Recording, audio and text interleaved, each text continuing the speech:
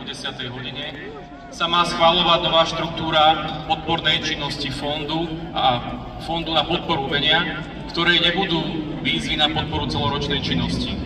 Hoci je toto opatrenie primárne zamerané na činnosť nezriaďovanej kultúry, dopad bude mať aj v organizácie zriaďovateľskej pôsobnosti VUC či obci. Nepodporenie celoročnej činnosti nezriaďovanej kultúre bude mať za následok stratu mnohých pracovných miest a teda aj vplyv na ekonomickú situáciu mnohých rodín. V zriaďovaných inštitúciách v rámci šetrenia nejde len o útln oblasti vzniku nových umeleckých diel či kultúrnych podujatí, ale v konečnom dôsledku aj o prepušťanie a znižovanie platov. Táto tichá konsolidácia však zasiahne aj občanov, ktorí v regiónoch stratia prístup ku kvalitnej kultúre a umeniu, ktoré následne kultivujú aj našu spoločnosť a každého z nás. Veronika Gabčíková.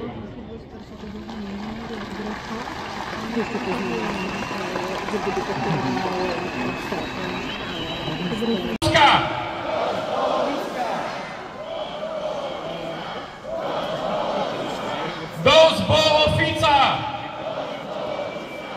Dosť bolo Fica!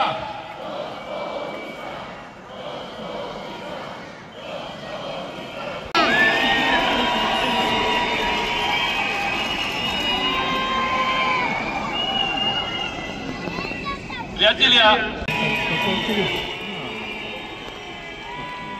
a my sme sa tu stretli, pretože oni už nemajú Pána Boha pri sebe a oni nechcú šetriť na sebe. Nič. Tvrdili nám, že si špeciálne zdania platy. Fico bude mať budúci rok plat o niekoľko 100 eur vyšší.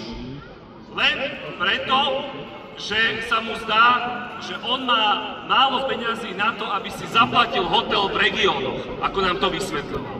Ale tí, ktorí skutočne zaplatia to ožobračovanie, sme my, všetci, dámy a páni.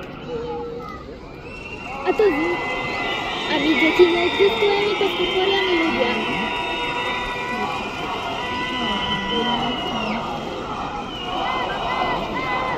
A psi neexistujú.